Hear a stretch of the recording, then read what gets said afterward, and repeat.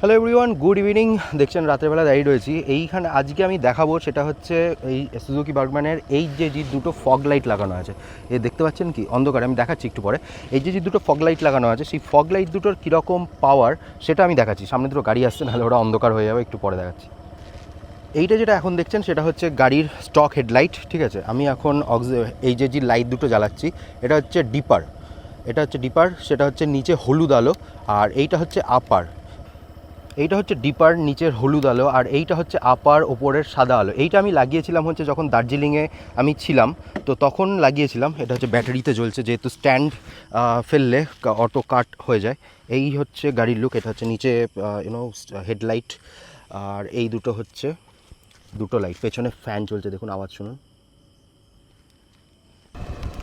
এই যে auxiliary light দুটো না, আমাকে দার্জিলিং যখন রাতে রাইড করতাম, দার্জিলিংয়ে কার্শিয়াংয়ে যখন রাতে রাইড করতাম, পাহাড় দিয়ে নামতাম, তখন প্রচণ্ড পরিমাণে হেল্প করেছে।